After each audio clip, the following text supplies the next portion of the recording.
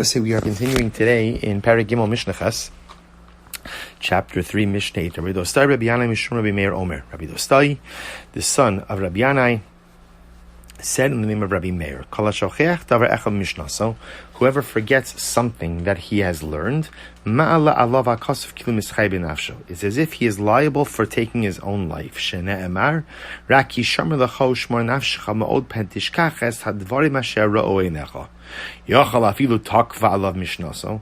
might have thought, well, maybe this is true even for someone for whom learning is so difficult. In other words, what happens if someone forgot something because it was just difficult for him to retain or difficult for him to learn? So you're going to say because he forgot something, then at the end of the day, he's responsible literally for his own life. Talmud Lomar,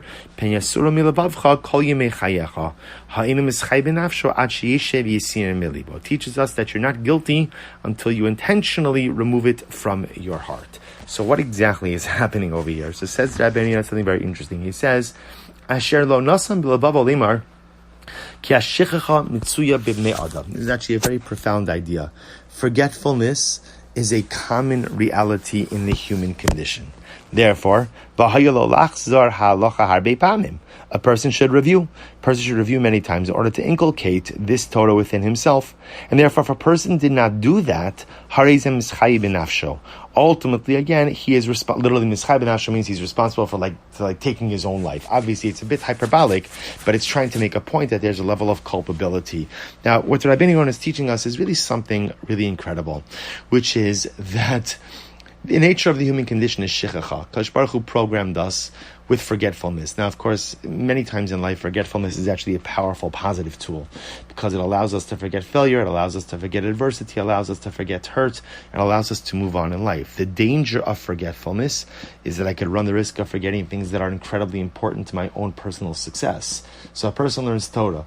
And we all know this because whenever we learn, it's so difficult. Something comes in one ear and just goes out the other.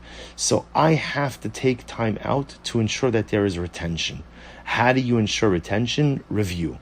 Now, what's interesting is the things that you remember are the things that are truly important to you, and the things that I forget, often what that represents is it's not as important to me.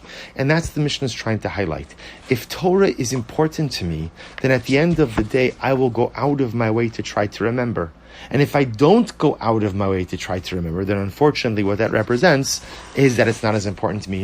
You could relate to this a little bit also on a relationship level as well. Sometimes when you miss the birthday of someone important to you or someone you love, and there's hurt, and sometimes you wonder to yourself, okay, I forgot the birthday, but it doesn't mean that I don't love you. It doesn't mean I don't care about you. But deep down, what it really represents is if something is important, you don't forget, right? No one ever says, I forgot to breathe today. I forgot to eat today. You can say, I got so busy that I didn't eat, but no one forgets to eat. There are certain things that are just core and essential. And if they're important enough to me, I don't forget. So it's an interesting question, kind of like just in the hierarchy of our own lives. How important is Torah? How important is spirituality? Is Torah something that chas v'shalom could be forgotten? Could I forget it? Or is it so core and so pivotal and so important that chas v'shalom it's never forgotten from my life? The goal, of course, is to make it the former, to make Torah something that is so beautiful, so important, and so integral to my existence that I can't bear the thought of forgetting something that is so near and dear to my heart and to my soul. We'll stop here for today. Shkoyach, everyone.